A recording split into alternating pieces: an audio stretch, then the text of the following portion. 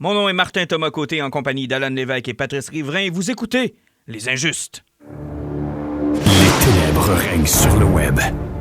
Trolls, fake news et instababe. Le seul et dernier espoir de sauver les internets vient de s'éteindre avec Les Injustes.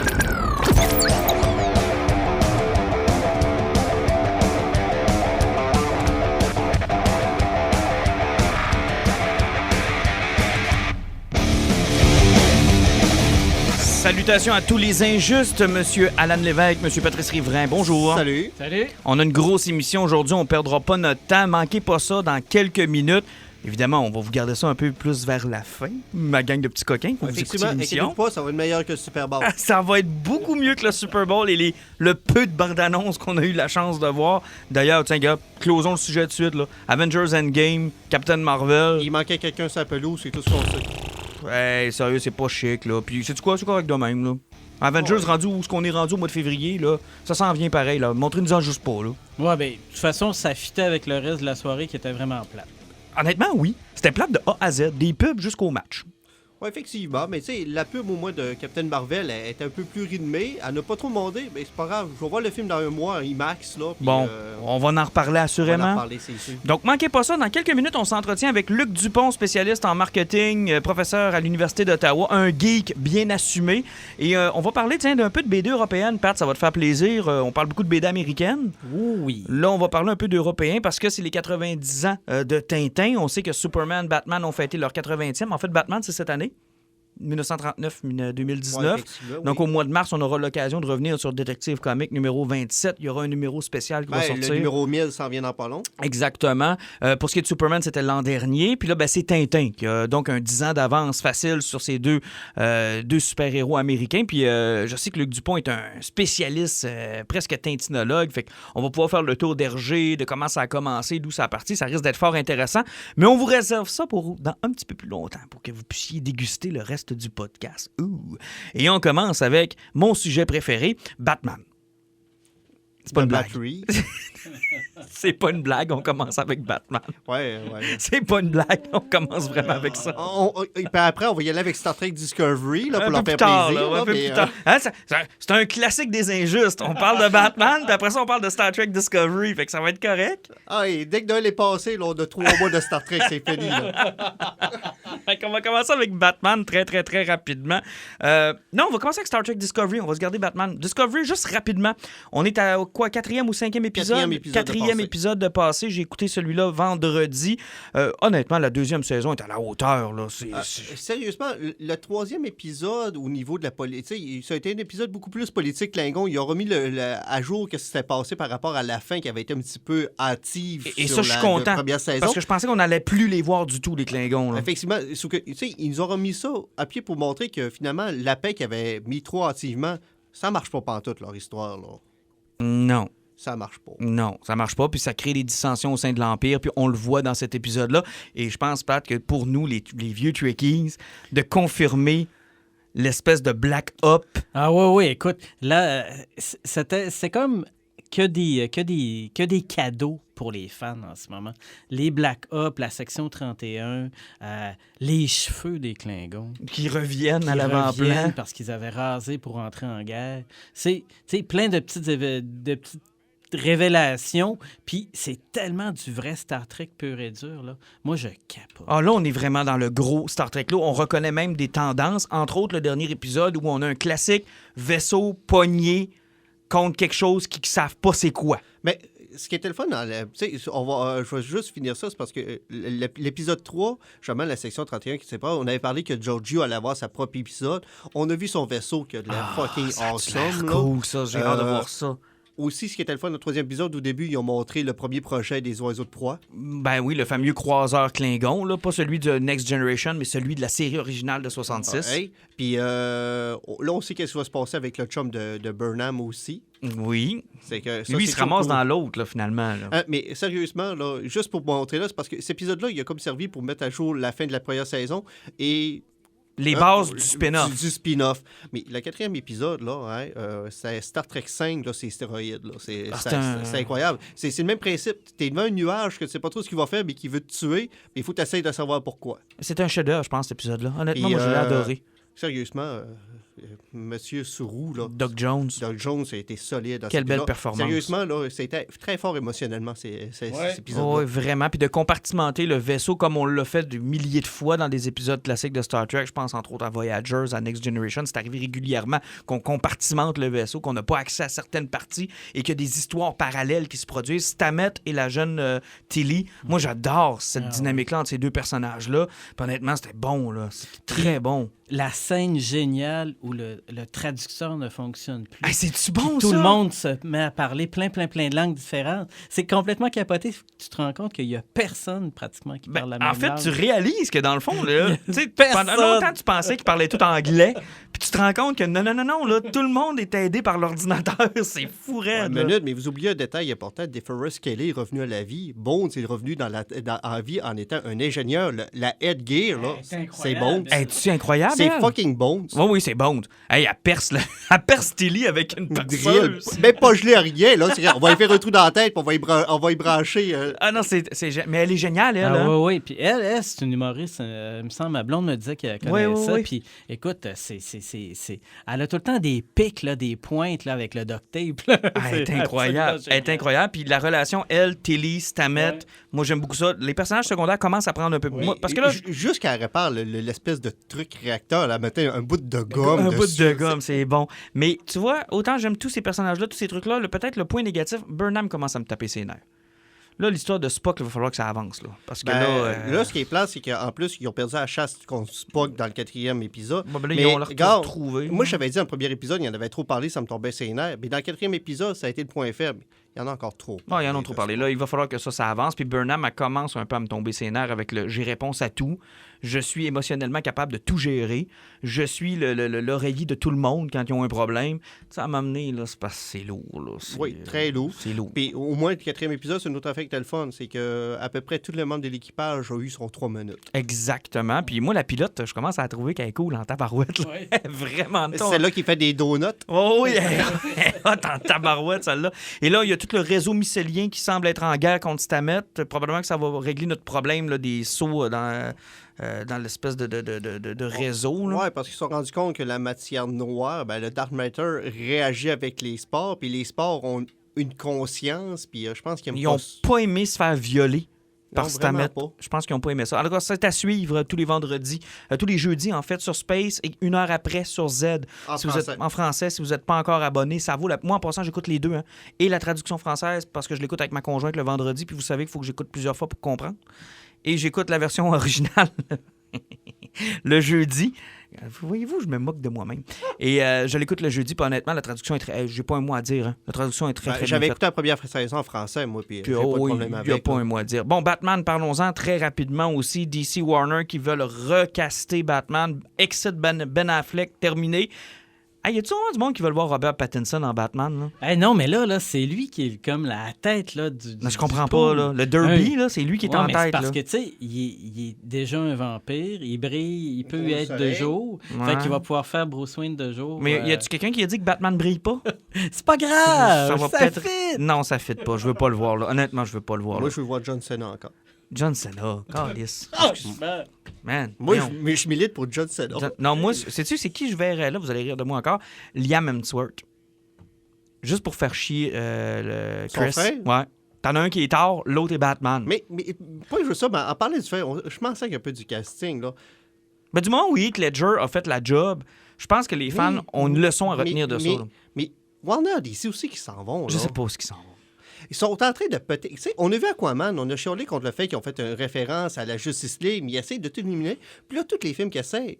Hey, Wonder Woman qui va sortir en 2020, c'est quoi qu'ils vont essayer de faire ça pour essayer de la sortir? Le film va se passer dans les années 80, là. Il Il y a un trou, il y a de y a quoi un qui marche pas. trou. Là. Là, Batman, il essaie d'en faire une version plus jeune. Plus détective, Plus détective. moins... ben là, ça, c'est correct, parce que dans Suicide Squad, c'est ce qu'il aurait dû faire. Là.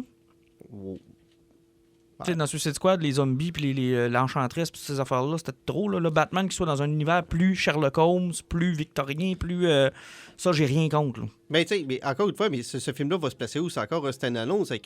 Puis là, c'est que DC, Warner, tout ce qu'ils font, c'est tirer des dés n'importe où. On faisait comme, on espère faire de l'argent comme Aquaman. Ben, la Trench, là, qui veulent faire un film là-dessus, c'est n'importe quoi. Tu sais, j'ai chialé contre les milliards de poissons qui étaient là, qui n'avaient pas de vie. Là. C'est parce que, sérieusement, le Piranha 3D, au moins, il y avait des porn-stars tout nus là-dedans. Ce film-là, je sais pas à quoi il va servir. Là. D'ailleurs, parlant de DC, il y avait le dernier film d'animation qui est sorti. Écoute, ça fait-tu déjà une semaine ou ça fait 2 semaines? Là? Ça fait une semaine facile? Non, ça a fait 2 semaines. Il n'est pas sorti mardi passé, ça fait 2 semaines. Oui, ça fait 2 semaines. Oui, effectivement, Reign of the Superman, qui finalement se trouve à être une suite à Death of Superman, qui lui-même était un reboot de ce qu'ils avaient fait avec Superman Doomsday au début de leur univers animé. Oui, mais avant que ce soit vraiment le DC Animated comme on connaît aujourd'hui. Ben, exact. C'est parce qu'il y a 2 façons de voir le DC Universe Animated. C'est que tu as celui qui est cohérent, là, qui a donc une suite depuis Flashpoint, donc Justice League War, puis là, Throne of Atlantis, puis on poursuit comme ça. Tout ce qui est lié au New 52, dans le fond, dans le DC Animated. Exactement. Puis t'as un peu stand-alone, comme il y avait Batman by Gaslight qui était sorti récemment. Moi, c'est là-dedans que j'espère qu'on va pouvoir sortir Hush.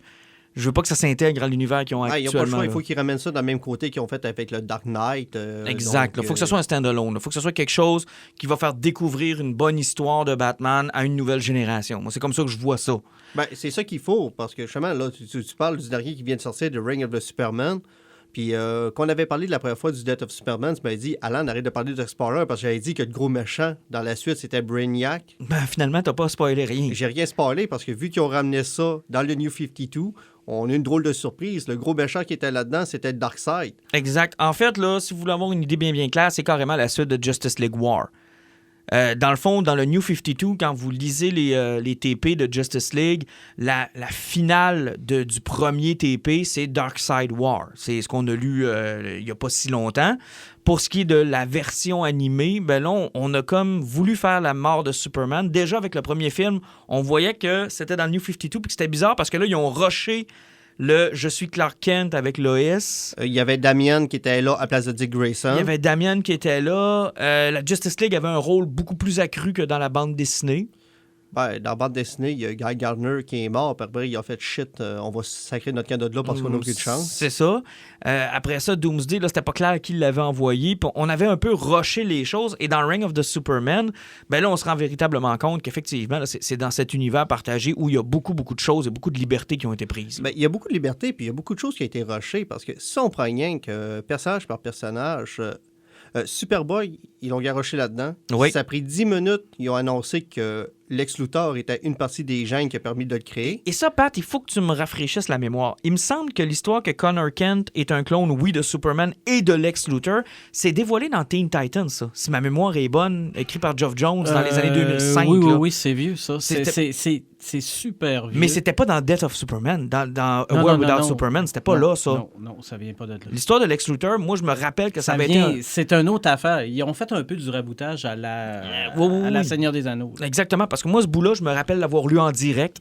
Parce que c'est ça, puis ça amène à l'autre point, parce que j'ai commencé avec Superboy, parce que ça amène à un autre point qui est important, parce que dans Death of Superman, le gros point qui est important, c'est qu'est-ce qui s'est passé avec le corps de Clark Kent. Exact. Lex Luthor a creusé un trou, il est allé le voler. À partir des gènes qui volaient de là, il a réussi à créer Superboy et peut-être d'autres parasites par rapport parce que ça chiait à tout bout de champ. Ce qui fait que le corps de Clark était sorti, puis il est sorti ailleurs. Puis là, tu arrives tout de suite avec l'Éradicator. Exact. L'Éradicator, lui, était le protecteur de la forteresse de la solitude. Pendant que Superman n'est pas là. Pendant que Superman n'est pas là, ça prend quelqu'un qui protège le knowledge de Krypton. Sauf qu'il y a tous les pouvoirs de Superman sans sa conscience. Sans jugement. En fait, c'est carrément c'est comme un programme de sauvegarde. Puis c'est là juste pour, justement, le temps que Superman revienne. Effectivement. Puis là, dans le DC Animated, c'est le protecteur du corps de Clark parce que je cherche pas à comprendre comment. Il s'est ramassé à la forteresse. La forteresse de la solitude a réussi à kidnapper le corps. Oui. Puis finalement, l'Éradicator, lui, qu'est-ce qu'il sort? Lui, c'est une batterie solaire qui sort dehors, casser des bras du monde. On ne sait pas pourquoi. Pour ramasser l'énergie solaire. Puis une fois qu'il est plein d'énergie solaire, il retourne à la forteresse de la solitude, puis il ionise le corps de Clark Kent. Non, c'est rushé au bout, là. Là, c'est grand n'importe quoi. Puis après, là, tu fais comme, OK, l'éradicateur, il a comme perdu son essence, puis qu'est-ce qu'il faisait qui était cool à part ses lunettes jaunelettes? Oui. Et Cyborg, ils l'ont quand même conservé. Moi, je pensais qu'ils allaient le changer. Ils ont quand même conservé l'histoire de l'astronaute. Ils ont conservé ça, sauf qu'ils n'ont pas fait faire passer son test d'ADN, par exemple. Non. Ça, c'était quelque chose qui était quand même important dans la BD parce que ça prouvait que c'était Superman à 100% parce qu'il avait fait les tests aussi. Mais l'autre qui m'a tombé ses nerfs, c'est Steel. Steel, en fait, comment il a pu tomber ses nerfs? Ben, Il n'a pas été là du film. Ben, c'est parce qu'ils n'ont pas respecté l'origine de Steel de l'époque. Écoute, rafraîchis ma mémoire sur ça. Si tu lis Death of Superman, des premiers numéros, à un moment donné, il y a un Steel Walker qui travaille dans une grue. Exact. Il y a un accident, puis il tombe en bas. Superman le pogne au vol, puis il faillit que le tombe en bas. Puis le gars, il n'a même pas le temps de dire merci Superman, que Superman est déjà parti. Mais le gars, c'est un Steel Walker. C'est un ouvrier normal. Puis quand Superman meurt, ça le fait chier, c'est qu'il se fait une armure. Parce que là, sur allés avec la version New 52, ce que c'est un gars qui tous ces des gens qui a de C'est un docteur. C'est un super savant qui se fait une armure. C'est un Star Lab, là. C'est un gars de Star Lab. Exactement, c'est qu'ils sont allés avec sa version-là. Exact. Mais comme le DC Animated est très, très inspiré du New 52, c'est quand même pas si étonnant que ça. Oui, c'est pas si étonnant, mais... Maintenant, d'avoir lié ça avec Darkseid, c'est... Compte tenu qu'ils veulent vraiment une continuité dans cette série de films-là, c'est pas tant une mauvaise idée. Mais ça encore, j'ai trouvé ça rushé. T'sais, on ne nous l'a pas annoncé comme étant une suite ou une finalité à Justice League War. On nous l'a annoncé comme étant une reprise de la série que nous, on avait lue. Puis là, quand tu le vois arriver, tu fais comme... On dirait que t'es un peu comme quand j'ai lu mon dernier livre de Wire de la semaine. J'étais pas prêt. Là. Comme, OK. C'est la finale. C'est le dernier showdown. OK. Je n'étais pas rendu là, moi, là. Non, mais c'est pas juste ça. C'est parce que moi, ce qui va aussi tomber, c'est sur Darkseid. C'est parce que... Pourquoi Darkseid a besoin de créer Doomsday pour tuer Superman? Il n'y en a pas besoin. Il n'y en a pas Il est suffisamment fort pour pouvoir se one-on-one avec Tandis Superman. que Brainiac, il se pointe tout seul devant Superman. S'il n'y a pas moyen de hacker cybernétiquement ou n'importe quoi, ben, il va manger un coup de poing dans la face puis il filera pas. Non, ça finit là. Ça fait beaucoup plus de sens que ce soit Brainiac que Darkseid puis Apocalypse puis toutes ces affaires-là. Puis ça a senti le réchauffer. C'est pas le réchauffer, mais En fait, j'ai ce sentiment-là depuis Death of Superman, le dessin animé, qu'on rush beaucoup de choses en essayant de maintenir la trame factuelle. Puis ça marche pas. Puis pour moi, c'est encore une déception parce que c'est une lignée de films qui déçoit pas souvent.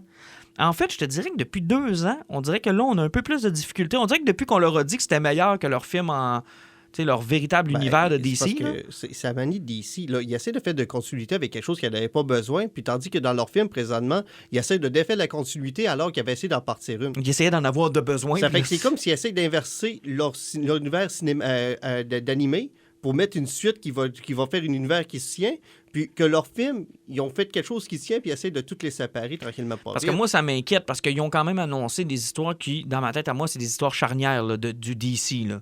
Tu t'attaques à Hush, tu t'attaques à The Long Halloween, c'est des histoires que tu n'as pas le droit de rater. Là. Ah, mais je pense qu'il y en a annoncé une derrière moi aussi, je l'ai complètement oublié. Ben là, t'en as une qui va se passer dans l'univers de Bruce Timm, là, dans l'univers du Batman Animated Series, puis Justice League, puis toutes ces affaires-là. C'est le prochain qui sort, là, contre les Fatal Five. Ouais, avec les Fatal Five. Avec Kevin Conroy qui va être là, puis toute la gang qui était impliquée dans le dessin animé. Ça, c'est le fun parce qu'ils ont préservé cet univers-là. Il n'y a plus de séries animées, il n'y a plus de séries télé, mais une fois de temps en temps, ils nous sortent un film comme il avait fait Batman et Harley. Harley Quinn, ouais. Qui était dans l'univers, dans le fond, de Batman Animated Series. Puis ça, c'est le fun parce que ça met comme... On pensait qu'à la fin du Justice League, avec Batman Beyond, il avait tout réuni ça en une histoire, puis les histoires de clones, puis tout ça. Puis on avait comme mis un point final à cet univers-là. Puis de savoir qu'une fois de temps en temps, comme ça, ils nous ressortent un film de cet univers-là. Moi, ça me plaît. Puis ils se tromperont pas avec ça. Là. C'est sûr que ça va être correct, ça va être bon. Là. Si vous aimez cet univers-là, il n'y a pas de danger que ce soit mauvais. Mais pour Hush, pour Long Halloween et pour le futur, parce qu'il y en a d'autres bonnes histoires qui peuvent être adaptées. Il y a même des rumeurs qui avaient commencé à sortir par rapport à Batman Beyond, mais Warner a essayé de dropper ça. Mais sérieusement, là, Warner, là, si vous m'écoutez quelque part, là, allez voir Spider-Man Into the Spider-Verse, puis pensez à Batman Beyond.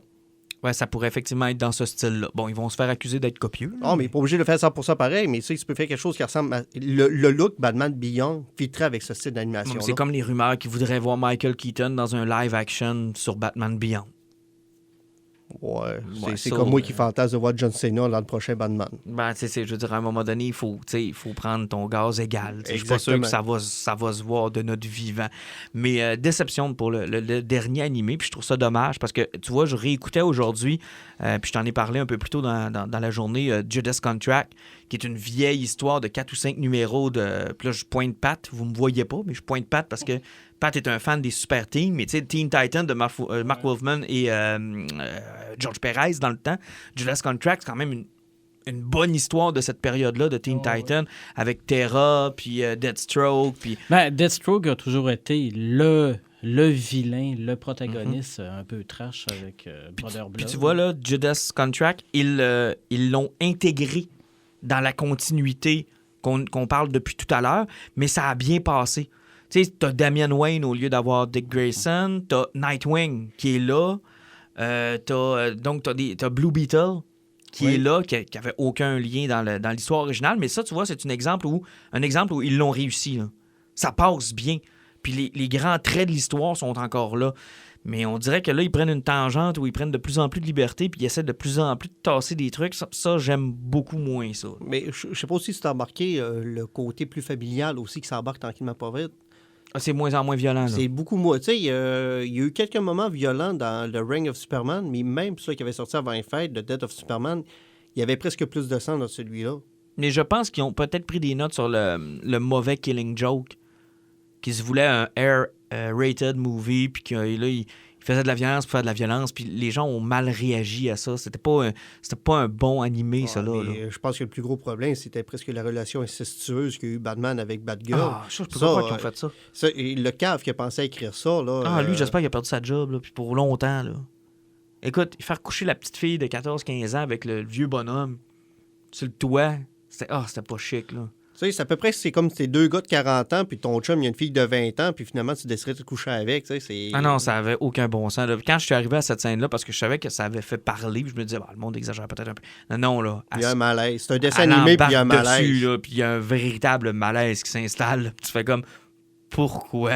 Puis tu sais, surtout que pour un gars qui a comme un jugement de fer, là, tu sais, puis qui a des valeurs, puis peu importe ce que ça fait, tu ne réussiras jamais à faire plier, là, hein. Puis il a fait, une fois bandé, puis de parenté. C'est un peu ça que c'est arrivé. Puis le pire, c'est l'explication qu'on a tenté de nous donner de ça en disant on voulait que l'auditoire s'attache à Batgirl pour que quand il va attirer, ça devienne relevant, que les gens se sentent comme Man, tu tires une fille, puis elle devient paraplégique. Ben non, mais en plus, la façon qu'il a fait le personnage, elle court après un criminel au début, elle veut coucher avec, elle se pogne avec Batman, elle couche avec, c'est comme, c'est rien qu'une garce. Là. Non, là, sérieusement, le capital de sympathie de Batgirl dans ce film-là descend aussi rapidement que l'enthousiasme pour le film. Là. Puis, elle avait une super mauvaise attitude. En plus, c'est pas un personnage sympathique. C'est pas cette accumulation de scènes-là qui la rendait capitale de sympathie. Pas en tout. T'as juste... Écoute, elle est pas fine. Non, t'as pas le goût pantoute de t'attacher à elle. Non, pas en tout. Puis elle a une attitude de merde. Là. Ben là, tu dis pas...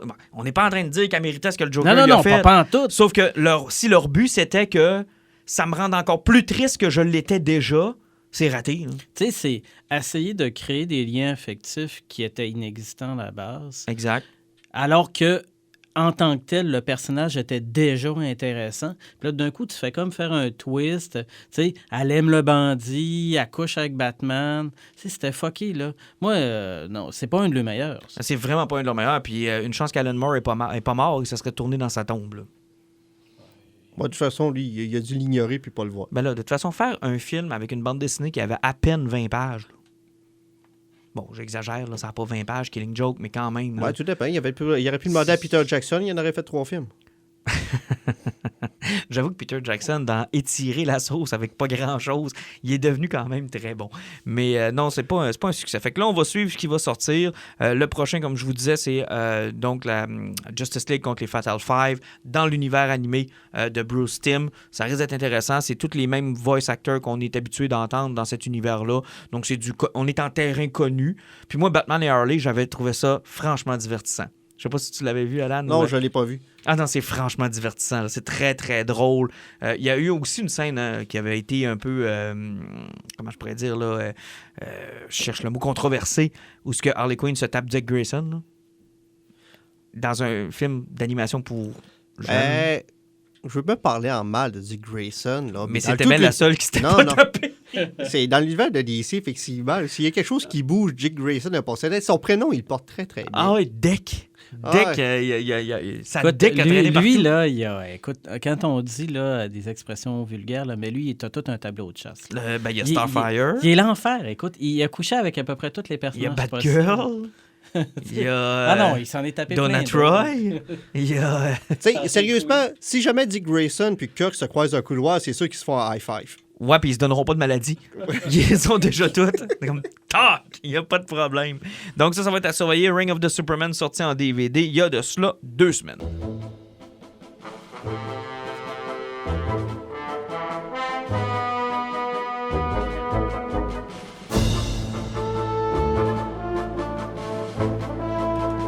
Je sais pas pour vous les gars, mais avant d'être un fan de comic book américain, avant de lire du Batman, avant de lire du Spider-Man, avant de lire du Spawn, avant de lire tout ce que l'on aime et on chérit, mon premier contact avec la bande dessinée, pour moi, ça a été Tintin.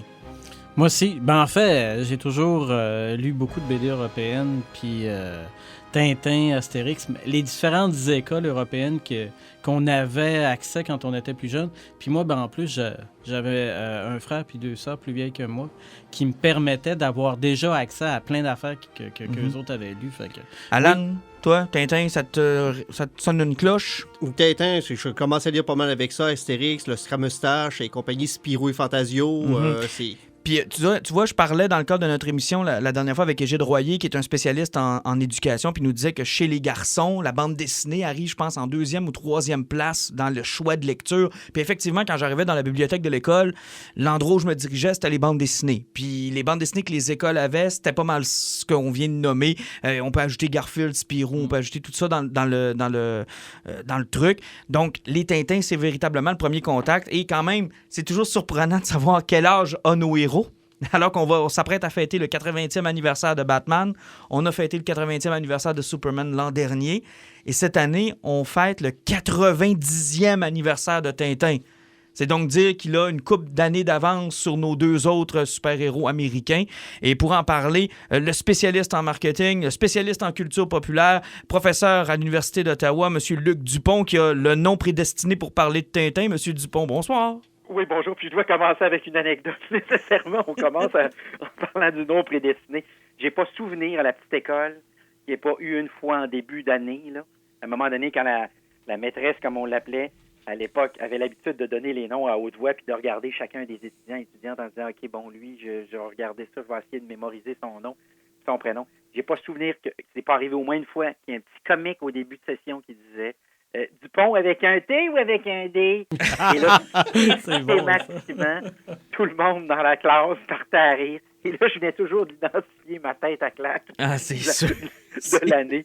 Et écoute, à chaque année, même encore récemment, je faisais une conférence dans le domaine de l'automobile et il y avait les Dupont automobiles à Gatineau, c'est très, très fort. Un gros concessionnaire automobile. Et il y a évidemment quelqu'un qui a sorti la blague avec un T. C'est un classique. Mais je parlais de Superman, je parlais de Batman tout à l'heure. Puis, tu sais, ils ont fêté tous les deux leur 80e année d'existence. Pour Tintin, c'est 90 ans. Pour ce qui est de la BD américaine, on connaît un peu l'histoire, comment ça a parti. Mais pour ce qui est de Tintin, est-ce que c'était dans les journaux aussi que ça a parti? Comment ça a parti, Tintin? Oui, bien, au départ, c'est l'histoire d'un gars qui est engagé dans un journal pour s'occuper des abonnements. Alors, lui, il prend les listes, les adresses d'abonnement, puis dans ses temps libres, il ne sait pas trop quoi faire. Il dessine, il caricature les employés. Donc, il dessine son boss, il dessine un tel, puis un tel autre. Puis, visiblement, il y en a qui préfèrent, puis il y en a qui aiment un petit peu moins. Puis, à un moment donné, le propriétaire du journal en question voit ça, puis il dit « Maudit que tu dessines bien, ça te tenterait-tu de faire une bande dessinée? De faire quelque chose? » Parce que lui, son idée, c'est ce qu'on pourrait, là, en fonction des jours de la semaine, faire un cahier spécial. Donc, le lundi, c'était le cahier des femmes. Puis il dit, tiens, le jeudi, ça pourrait être le cahier des enfants. Et on va mettre une bande dessinée. Et toi, tu vas faire la bande dessinée. Et son premier personnage, c'est pas Tintin, c'est Totor. On n'est pas loin quand même. Ah oui, Totor, oui. Ça s'approche. Oui, et c'est lui qui va lui servir éventuellement d'inspiration. Et puis, ça va devenir un succès éventuellement colossal. On parle aujourd'hui de 200 millions de copies vendues, ce qui est remarquable. 100 000 par mois.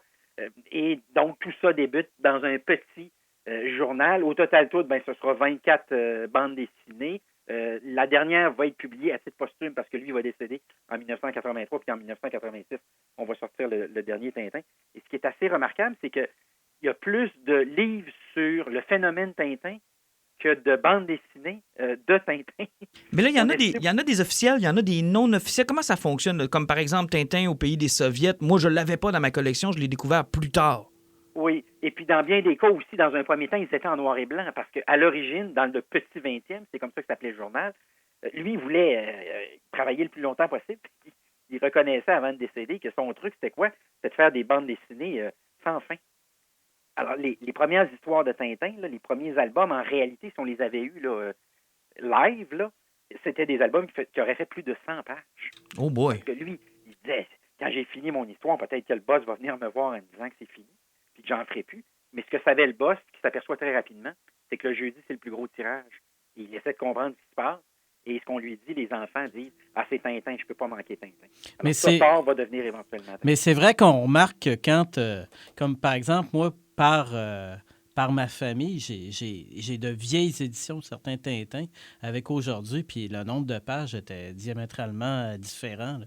Puis au pays des Soviets, là, c'est quand même particulier de voir aussi comment c'est épais et c'est dense comme histoire. Là, Oui, puis si vous avez des premiers albums comme ça, qui sont en noir et blanc, entre autres, là, vous avez évidemment des pièces de collection qui valent une fortune. Puis en cours de route, ils ont ajusté. D'une part, ils les ont raccourcis éventuellement. Lui, puis il y a un autre monsieur qui travaillait de constant, puis il coupait un peu dans les histoires. Donc, c'est ce qui fait qu'en même temps, les histoires sont très denses. Hein? C'est que si je pars avec une histoire de 100 pages, puis j'en fais une histoire de 40 pages, ça va être bon, ça va être très, très, très, très intense. Puis l'autre chose, ça, on l'a accusé sur le plan à tout le moins politique, parce qu'en même temps, Tintin, quand on les relit, aujourd'hui, on comprend qu'il y avait un petit peu de politique là-dedans, là, parce qu'après tout, le gars, durant la Deuxième Guerre mondiale, pour garder sa job, parce que le journal à un moment donné est tombé aux mains des nazis, il y avait deux choix, ou bien il arrêtait, ou bien il continuait. Lui a préféré continuer, c'est quelque chose qu'on lui a reproché par la suite. Puis il y a quelques années, vous avez sûrement déjà remarqué, il y a même des gens qui ont poursuivi la succession de Tintin en disant, par exemple, Tintin au Congo, 1930, on se moque des Africains. Oui, puis c'est même dans les dessins, là, c'est assez visible. Ça avait même été le problème avec le Tintin soviète parce que son inspiration venait d'un dépliant de propagande russe de l'époque communiste, puis sa source d'inspiration n'était pas nécessairement juste, là. Oui, effectivement. Puis là aussi, il reconnaissait que c'était peut-être pas toujours génial, puis en même temps, j'ai toujours de la misère à reprocher à quelqu'un d'avoir vécu dans une époque X puis de ne pas avoir pensé comme l'époque X. Ça excuse pas le monsieur, on se comprend bien, mais en même temps, c'est très difficile de regarder avec nos yeux d'aujourd'hui ce qui se faisait là. Mais ça veut pas dire que moi, celui au Congo, je le trouve, il est criant, là. Même dans les bulles, les commentaires, là, lorsque les Africains s'expriment, il avait décidé que le R disparaissait, par exemple. Exact. Les stéréotypes étaient assurément ceux du moment qu'on qualifierait, puis assurément de racistes, là. N'ayons pas peur des mots. Un autre album qui était quand même assez intense, c'était Coke en stock, là, tabarnouche. Lui, il rentrait d'un dent pas mal aussi. Là. Oui. Et là-dessus, là, on est très loin de d'autres bandes dessinées, qui par la suite, moi, ont peuplé mon enfance. Là, je vous entendais tantôt, moi, je lisais Benoît Brisefer. Ah oui, là, c'était bon, ça. Il n'y avait pas de politique. Dans Rubrique à Braque, je ne sais pas si vous vous souvenez, c'était quelque chose que je trouvais ça extraordinaire. Je les relis encore aujourd'hui, puis je les trouve aussi bons. Évidemment, il y avait Astérix. Là, quand je le relis, je comprends qu'il y avait deux niveaux. Moi, il y avait le niveau 1 dans ma tête de gamin. Puis aujourd'hui, le niveau 2 que je comprends. Lucky Luke, où là, il finissait la dernière case, vous vous souvenez, il fumait dans le temps. Aujourd'hui, il y a une brindille dans la bouche. Les dingos dossiers, là, on n'était pas dans la politique. Mais oui, Coke en stock, Congo. Vous me faites penser à ça, là, j'y repense. Là, puis le Lotus bleu, les cigares du pharaon, des histoires de drogue, de caïd. Ça s'adressait aux enfants, mais effectivement, les picaros, plus j'y pense, plus c'est des trucs qui. Au secondaire, quand on a toute notre petite passe communiste, là, c'est des sujets qui sont lourds. Là, c'est pas si enfant que ça. Là. Et sur ce plan-là, je pense que ça fait aussi beaucoup l'originalité du Tintin. Si je compare, par exemple, à Astérix, c'est qu'Astérix, systématiquement, dans chaque aventure, il allait à quelque part puis il faisait face à un problème, mais c'était sensiblement toujours le même genre de défi. Il fallait à un moment donné prendre la potion magique, devenir fort puis faire le ménage. Mais dans le cas de Tintin, Tantôt, on était dans une enquête policière, tantôt, c'était de la science-fiction, tantôt, c'était du fantastique, tantôt, c'était du mystère. Et on n'avait jamais affaire tout à fait au même genre d'histoire. Et ça, je pense que c'était remarquable. Puis on parlait tantôt aussi sur le plan politique des dangers que ça sous-tend, mais il était aussi visiblement conscient de ça, parce que lorsqu'on a fait les adaptations à travers le monde, ben il y avait Tintin, évidemment, ad hoc, mais Dupont et Dupont, pour reprendre cet exemple-là du début d'entrevue, ben tantôt, ça s'appelait Thomson et Thompson, puis dans un autre pays anglophone, c'était les Johnson et Johnson. Et puis, à un moment donné, ben, le professeur Tournesol devenait le professeur Calculus. Alors, c'est sûr que sur le plan culturel, il était sensible à ça. Puis, dans Tintin au Congo, ben, on est passé de la leçon de géographie, puis là, c'était très colonial, hein, parce que, évidemment, quand on parle du Congo, le Congo belge, sans surprise, puis on est passé à la leçon de mathématiques. Alors, ça aussi, je trouve qu'on est un petit peu dans le Harry Potter ici, là. C'est qu'on a su ajuster avec le temps le tir en fonction des cultures. Puis c'est drôle parce que vous dites tous les styles qu'on peut retrouver dans les Tintins, puis effectivement, quand tu questionnes les gens autour de toi à savoir quel est leur album préféré, tu peux quasiment voir quel est leur genre aussi préféré. Tu sais, comme moi, par exemple, Objectif Lune et On a marché sur la Lune, c'est les deux miens. Je suis un grand tripeux de Star Wars, Star Trek, puis toutes ces choses-là. Un autre pourrait me répondre le Temple du Soleil. C'était-tu le Temple du Soleil? Le Temple solaire? Moi, c'est Tintin au Tibet. Moi, Tintin... le mien, mon favori. Ouais? Ben, fait que tu sais, des fois, tu peux genre regarder les genres qui intéressent les gens. À cause du Yeti, puis à cause de l'apparence qui est comme un monstre dans Tintin au Tibet. Exact. C'est quand même assez particulier. Puis vous parlez de Tintin au Tibet, ça ouvre une autre belle porte. Visiblement, je me souviens d'avoir vu la première fois Indiana Jones. Puis il m'a dit, sur le plan du personnage, on s'entend pour dire qu'Indiana Jones est un peu plus, je dirais... masculin. Viril, on va s'entendre comme ça.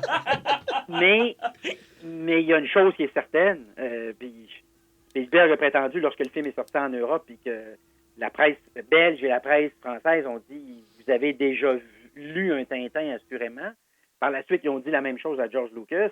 Les deux ont dit « Non, on n'a jamais entendu parler de ça de notre vie. » Bon, aujourd'hui, on sait que George Lucas avait dans sa maison une pièce qui était entièrement consacrée à des bandes dessinées européennes. Tiens. Dans le temps, c'était pas quelque chose qui était fréquent. Là. Après tout, là, on parle d'un gars qui est basé en Californie, puis qui a accès à ça. C'est ses parents qui voyageaient beaucoup, revenaient de l'Europe, puis systématiquement, les cadeaux qu'on leur offrait aux enfants, c'était ça. Moi, je vois des cases là, de Tintin, au Tibet en particulier. J'aurais le goût de dire que c'est presque des copies conformes. Là. Même sur le plan le plan de caméra, là, l'avion qui se promène au-dessus du territoire, les éléphants, etc. On voit Steven Spielberg, justement, derrière ça. Il y a quand même lui qui a adapté le premier film de Tintin, là, justement, aux États-Unis. D'ailleurs, vous parliez de ça, mais la relation entre les Américains et Tintin, c'est... On dirait qu'on le boude, hein? On dirait qu'on s'en dissocie toujours, parce que le film n'a pas eu un énorme succès aux États-Unis. Non, puis il a été lancé sur le plan stratégique aussi. C'est assez remarquable, c'est qu'il a été lancé dans tous les pays de la francophonie dans un premier temps. Par la suite, en Amérique du Nord, il a été lancé initialement au Québec, exclusivement. Alors, c'était le petit cadeau qu'on avait, encore là, francophonie, puis éventuellement à l'échelle nord-américaine. Bon, malheureusement, pour les Américains aussi, Tintin, c'est pas Tintin, c'est un petit chien. Hein. Donc, ça n'a rien à voir. Mais il y a eu des tentatives dans le cas d'Hergé. Il était convaincu, lui, qu'il y avait un potentiel. La première fois, il avait envoyé une caisse de ses livres à Walt Disney. Il avait renvoyé ça dans un petit colis bien ficelé en disant « Écoutez, merci pour les bandes dessinées, mais les 5 prochaines années sont déjà prévues, donc on ne pourra pas faire de film là-dessus. Mais en tout cas, éventuellement, on pourra peut-être se reparler. » Bon, dans ce cas-ci, on connaît la suite de l'histoire. Il s'est rien passé. Et éventuellement, c'est Spielberg qui a fait une première tentative, qui a voulu entrer en contact avec Hergé, qui malheureusement, entre-temps, est décédé. Alors, lui a travaillé avec la succession, puis c'est là qu'il s'est aperçu, et la succession aussi, soit dit en passant, qu'on n'avait peut-être pas tous les droits sur le personnage de Tintin. Ah non? Aussi curieux que ça puisse paraître, parce qu'il avait tantôt fait des Tintins dans des journaux, dans des magazines, dans des des trucs qui ressemblaient étrangement à Pif Gadget, souvenez-vous.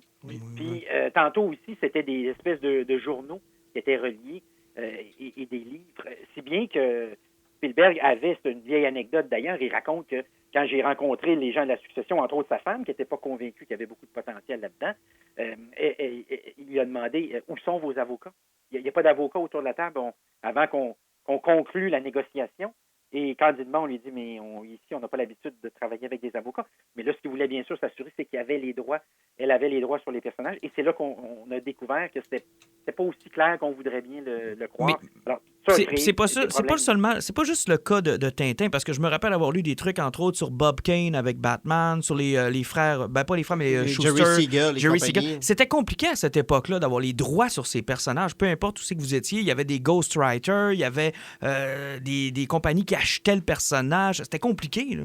Oui, puis dans le cas, pour faire la parenthèse avec les super-héros, il y avait une drôle d'habitude aussi à l'époque qui consistait, dans le cas précisément des super-héros à l'américaine, là, Bob Kane, qui est une histoire d'une tristesse inouïe. Là, je tiens à préciser, vous en avez certainement déjà jasé dans un podcast précédent, mais moi, c'est une histoire que je trouve malheureuse parce que au fond, on a attendu qu'il quitte pour dire sais-tu, t'étais un gars extraordinaire. J'aurais aimé peut-être ça qu'on lui rappelle du temps de qu'il était vivant, mais dans le cas de c'est ça, les gars souvent aussi créaient des personnages, puis par la suite, souvent, ils étaient récupérés par d'autres dessinateurs qui avaient le mandat d'imiter le style en question. Puis à travers le temps, les gars perdaient à toute fin pratique, pour ne pas dire totalement, les droits sur les personnages. Moi, c'est quelque chose que je trouve franchement dégueulasse. Puis l'autre, évidemment, le cas le plus connu, c'est Superman. Ouais. Là, on parle de gens qui ont reçu, là, je n'ai pas le montant devant moi, mais de mémoire, c'était, j'irais pour moins de 1000 $, là.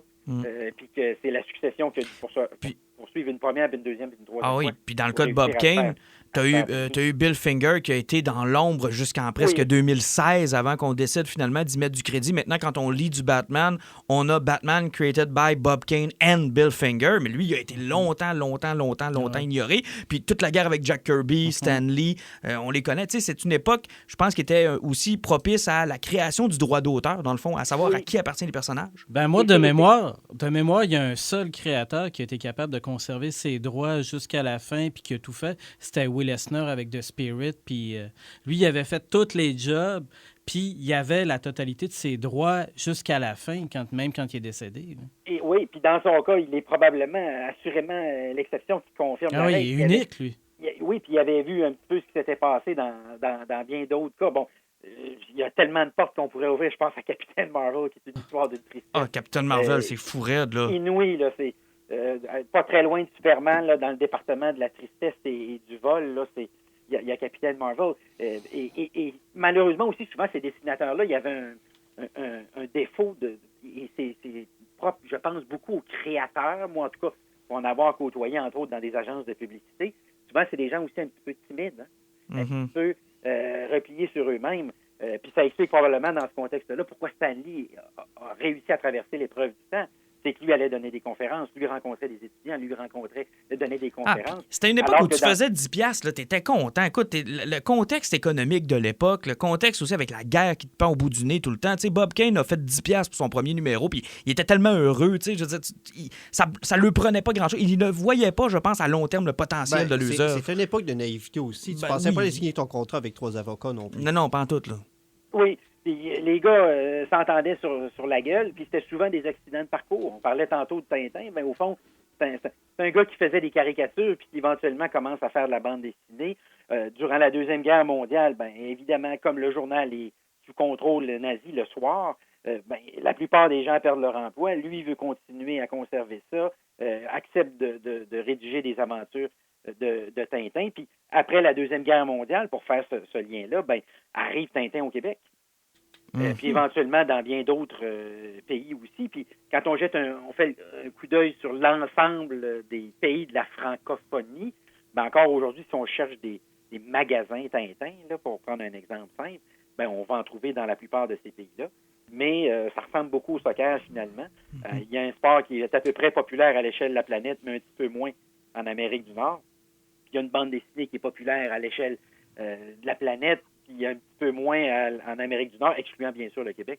Et on parle évidemment, bien sûr, de Tintin. Évidemment, mon collègue, je ne sais pas s'il aura la maturité de vous poser la question. Je vais le faire à sa place. Mais j'allais arriver à cette tu veux y aller? Écoute, je vais laisser mon collègue poser la question qui l'intéresse le plus lorsque je lui ai dit qu'on allait aborder Tintin ce soir. Alan, je te laisse aller. Non, c'est parce qu'il y a quand même... parce que Tintin est encore populaire de nos jours, mais tantôt, tu avais parlé au début là, du fait qu'il y avait le racisme dans Tintin au Congo, quelque chose. Sauf que Hergé, il y a toujours 2 points qui étaient bizarres. De un, ces BD ont toujours été très misogynes, ce qui est surprenant qu'aujourd'hui, là, on est encore capable de parler de Tintin sans que tout le monde poigne les nerfs. Puis il y a l'autre côté aussi, par rapport à Tintin, son orientation sexuelle n'a jamais été claire. Oui, moi, si on cherchait deux est-ce que c'est 2 défauts ou 2 reproches qu'on pourrait lui faire? Un, c'est la place du tabac. Oui. Il y a beaucoup de... Mais de l'alcool aussi, là. Oui, puis évidemment, dans le cas d'Haddock, comme il est systématiquement de mauvaise humeur, ça lui prend une béquille, puis la béquille, dans ce cas-ci, c'est le tabac. Et l'autre, vous l'avez souligné, c'est la place des femmes. Il y Si en on a pas exclut beaucoup. la Castafiore, il n'y a pas de femmes. Il n'y en a pas. Il y en a presque pas. C'était la seule, pas tomber ses nerfs de tout le monde. Ah oui, c'était la grosse désagréable. là. Oui, alors sur ce plan-là, puis malgré ça, c'est pas si mal. On parle quand même d'une bande dessinée qui a été publiée dans au-delà de 70 langues. Mhm. Il y a même une édition Joie, je me plais toujours à le rappeler, qui a été tirée à 5000 exemplaires, qui est une pièce de collection, vraiment. Et c'est encore année après année 10 à 15 % du chiffre d'affaires de Casterman. Oh boy, quand même. Alors, c'est en fait leur Mais là, vous avez dévié la question. Y es-tu gay ou il l'est pas, Tintin? Oui, je vous dirais que sur ce plan-là, c'est pas dans ma tête d'enfant, c'est jamais une question C'est pas une question. que je me suis posée. Mais je constate que vous la posez visiblement. Mais j'avoue qu'enfant, ça m'a jamais traversé la tête, mais plus vieux, tu sais, un vieux monsieur, un capitaine de bateau, un jeune garçon fringant avec un chien seul dans son appartement, c'est ça. Le tournage savait qu'il tient des airs pour une raison. C'est ça. Il n'y a pas d'histoire de romance, il n'y a pas d'histoire d'amour à travers les Tintins. Oui, ou, mais est-ce que l'histoire d'amour, dans ce cas-ci, n'aurait pas fait dévier le propos? Est-ce Assurément. que l'exemple que je prendrais, vous allez me dire que c'est un personnage qui est très viril, James Bond, Exact. mais en réalité, je vous rappelle qu'à la fin de chaque film, comme à la fin de chaque roman, la femme avec laquelle ou la fille avec laquelle il est sur le point de visiblement tomber en amour, malheureusement, va se faire tuer. Il va mourir. Et quand on demandait à Ian Fleming pourquoi c'est comme ça, il disait c'est parce que dans le fond, quand on est dans le domaine de l'aventure, il faut pas faire dévier le propos. Il n'y a pas de place à l'amour.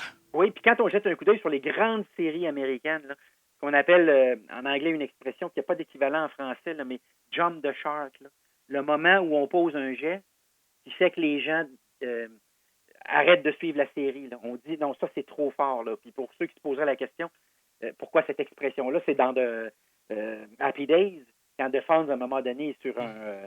il fait du surf sur la... Oui, sur la plage. l'image du surf, ça, c'était terrible, ça. Oui, puis à un moment donné, il y a un requin, donc sans surprise. Alors, Jump the Shark, c'est le moment où les gens ont dit « ça, c'est ridicule ». C'est Il faut drôle. dire que la séquence était particulièrement mal faite, là, mais, Mhm. et je pense à toutes sortes de séries où, à un moment donné, quelque part à la fin, 2 personnes qu'on disait « ils vont-tu finir par se marier ?» finissent par se marier, et on décroche absolument. Alors, moi, sur ce plan-là, je pense que non, ça aurait créé un petit problème parce que l'autre difficulté, puis on le voit aussi dans Spider-Man, tiens, faisons le lien avec Spider-Man, dès qu'il tombe en amour, il est foutu. Mm. Il faut pas qu'il tombe en amour, il perd ses pouvoirs magiques. Et moi, je crois que ça, là, Stan Lee, d'ailleurs, le mentionnait, que c'était important, là, la recette à Stan Lee, il a même écrit un livre là-dessus où il expliquait qu'est-ce qu'il faut faire et pas faire pour que ça pogne une histoire. Je pense qu'il vous aurait dit que l'histoire d'amour, c'est une distraction qui n'est pas nécessaire. Touchez pas à ça. Spécialement quand on est dans le domaine, tantôt de l'enquête policière, tantôt du fantastique, tantôt du mystère. Hey, avant de se laisser, peut-être parler de la clairvoyance de Hergé, entre autres dans les 2 albums Objectif Lune et On a marché sur la Lune. C'est quand même assez spectaculaire. Oui. Remarquez que sur ce plan-là, Jules Verne avait fait un travail qui n'était pas si mal. Qui ça? Jules Verne avait fait un travail qui n'était pas si mal. Je vous rappelle que la fusée partait à quelques kilomètres de ce qui est devenu éventuellement l'endroit où on a construit tout ça en Floride, puis bon, évidemment à Houston aussi. Là, mais oui, je pense que... Mais ce qui est un petit peu étonnant, puis je ne veux pas enlever de crédit du tout à Hergé sur ce plan-là comme à Jules Verne, mais ce qu'on oublie souvent aujourd'hui, c'est qu'il y avait déjà un savoir scientifique à l'époque. C'est juste qu'il n'était pas aussi diffusé avec autant d'énergie qu'aujourd'hui. Et c'est pour ça que dans le cas de Jules Verne, pour prendre cet exemple-là, qui est un autre personnage qui me fascine, il était abonné à tous ces magazines-là, donc il les recevait. Alors, avant tout le monde, il avait accès à un savoir qui, des années, puis en fait des décennies plus tard, est devenu largement disponible, mais qui était en fait réduit ou qui était un savoir qui était possible avec lequel il était possible d'entrer en contact. Donc, c'était pas tout de l'imaginaire. Il y avait une base. Pas tout de l'imaginaire. Non, effectivement. Je Je ne vais pas faire de peine à personne. Ben là, c'est trop tard. Mais- Mon cœur est brisé en 8. Mais il y avait déjà un savoir scientifique. Hmm. Je pense que le grand mérite de ces gens-là, c'est en intégrant ça dans des romans. Évidemment, ils ont contribué beaucoup à vulgariser puis à diffuser tout ça. Aujourd'hui, on les regarde et on dit « Wow, c'était un... » Est-ce que c'est le même cas pour Gene Roddenberry, par exemple, avec les Star Trek de 1960? Est-ce que c'est le même genre de truc? Je pense pas. Là, je pense à un autre. Oh, Ouais, non, ça aussi, je l'ai. Celui-là aussi, je l'ai étudié. Là, vous m'amenez. Vous voulez m'exciter, là.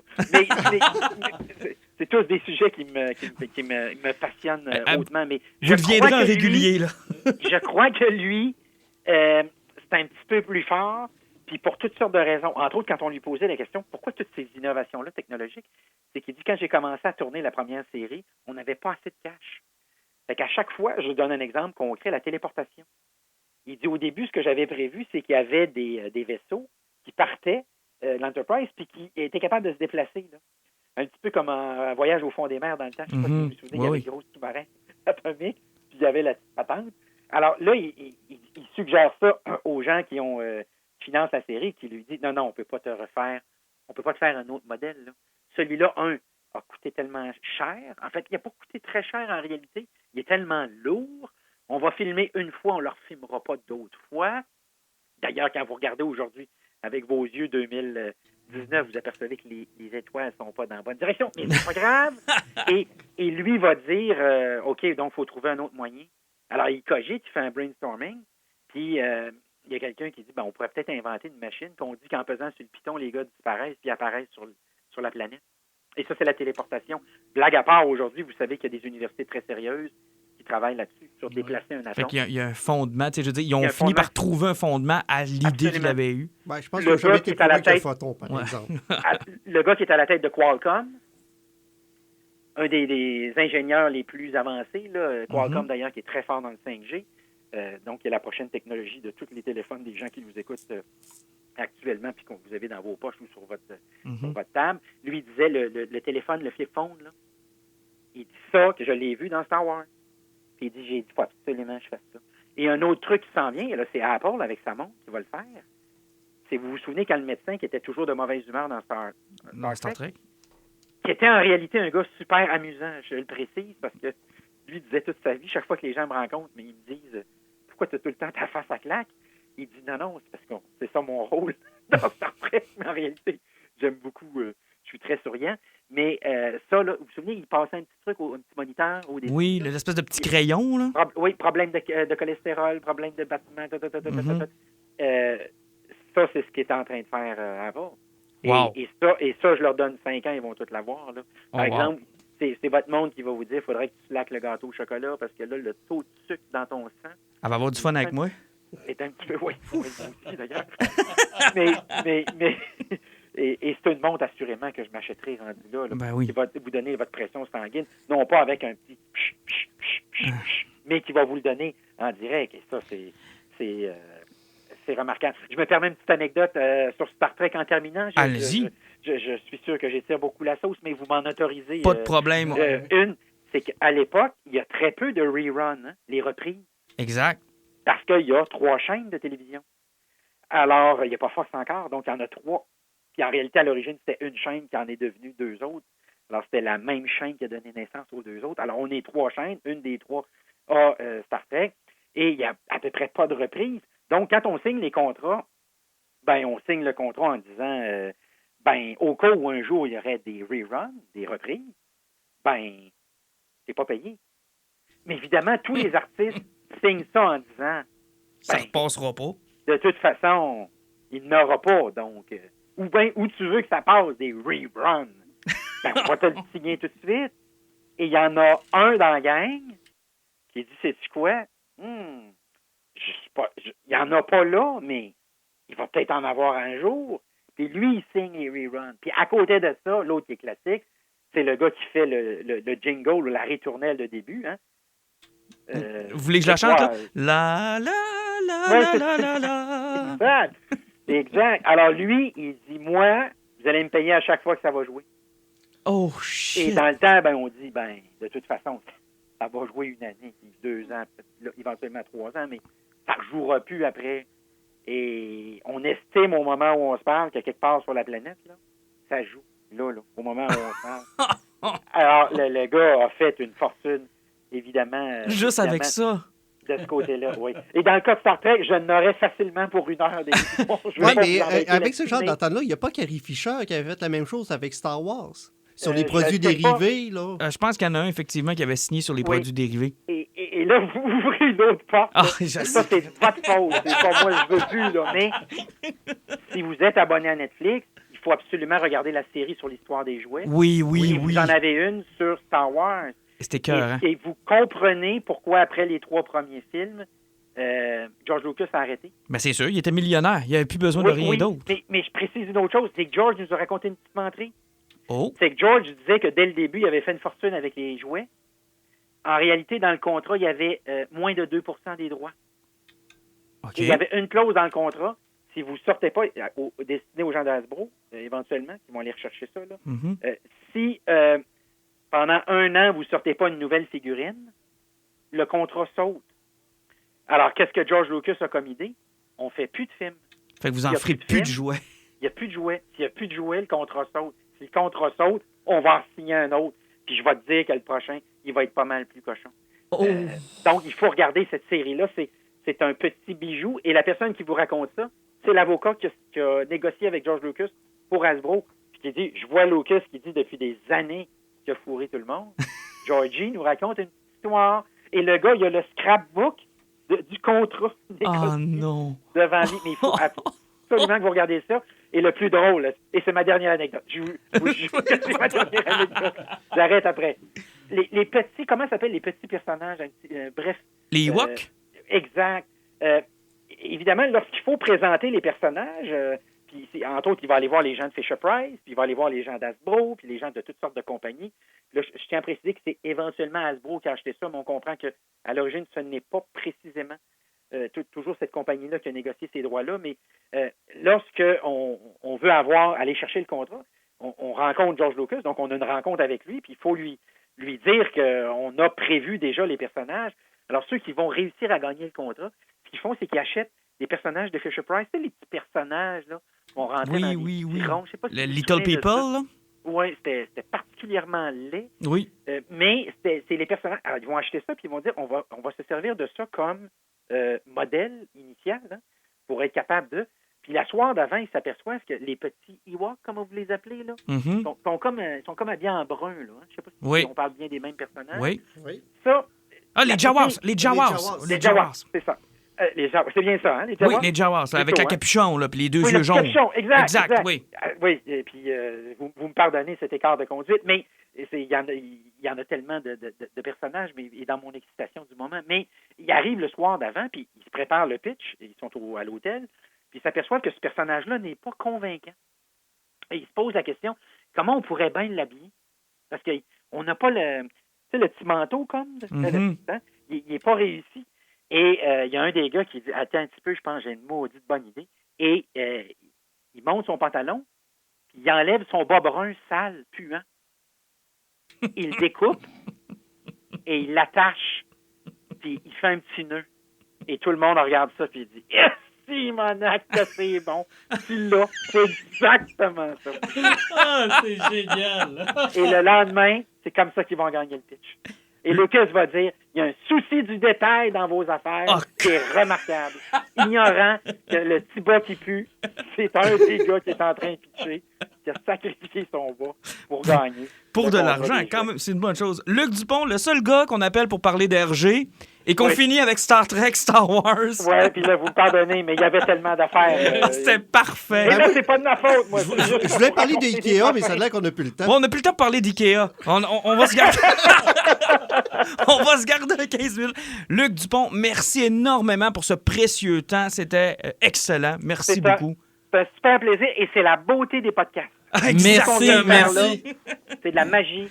Et c'est un plaisir pour les oreilles. Donc, merci, puis bonne écoute à tous les gens qui vont s'enfarger dans tout ça. Merci beaucoup, puis assurément qu'on va se reparler. Excellent. OK, au revoir. Salut. Bye. Luc Dupont, qui est spécialiste en marketing, professeur à l'Université d'Ottawa, un génie de... C'est incroyable. Il est incroyable. Écoute, moi, je le fais d'une fois à l'autre dans mon autre emploi, où on est limité par 10 minutes, et à chaque fois, je me dis, c'est pas assez. C'est passé 10 minutes. Mais là, vous venez d'avoir une bonne demi-heure avec Luc Dupont. C'est le genre de gars qui me fait rester dans mon char quand il parle. Ah, ben oui. T'arrives, tu te parles, puis t'attends qu'il finisse de parler avant de débarquer. Ah, c'est clair. Puis on en apprend. Puis les anecdotes, c'est un très bon raconteur. J'espère que vous en avez appris beaucoup sur RG, puis aussi sur Star Wars, Star Trek, Stan Lee, Bob Kane. On est passé par 1 million de chemins. C'est vraiment excellent. On termine avec nos poisons. On fait ça rapidement parce qu'on a défoncé un peu notre temps avec cet épisode-là. Merci à Luc Dupont. Non, c'est une blague. On pourrait en prendre encore plus en passant. Si vous avez aimé ça, si vous avez aimé ça avec Luc Dupont, écrivez-nous. On va le réinviter. Puis si vous avez des idées de sujets sur lesquels vous aimeriez l'entendre, on a du temps en podcast. On va pouvoir le faire avec lui. Ça va être super agréable. Donc, si vous avez des idées, écrivez-nous.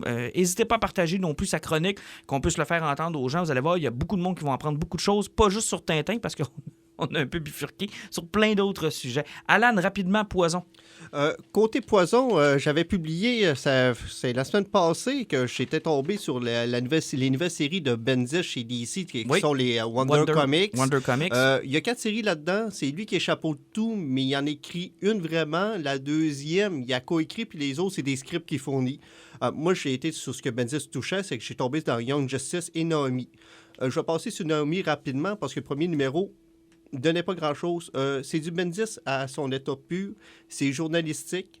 C'est une petite fille qui est dans une ville où il ne s'est jamais rien passé. Superman, de ce point-là, tout le monde l'a vu, à part elle. Mais tu sais, c'est l'effet Superman qui se pointe quelque part, même s'il était là 17 secondes pour son combat, il marque tout le monde.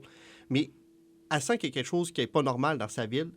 Puis, à la fin du premier numéro, elle se rend compte que il y a eu quelque chose qui s'est passé bizarrement 17 ans la journée qu'elle est adoptée, parce qu'elle est adoptée comme Superman. Okay. Mais elle est supposée avoir un lien avec toutes les crises qui ont pu se passer dans DC Universe. Elle est comme supposée d'être un point d'ancrage sur tout ce qui s'est passé puis tout le multivers.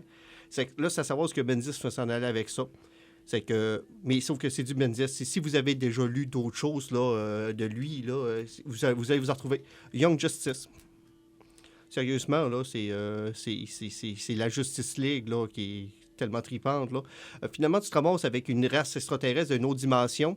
Ils sont écœurés des 7 crises qu'il y a eu à cause de la Justice League. Ça fait que tous les univers qui n'arrêtent pas de péter, toutes les dames. C'est qu'elles autres, ils décident d'aller régler le problème de la planète Terre.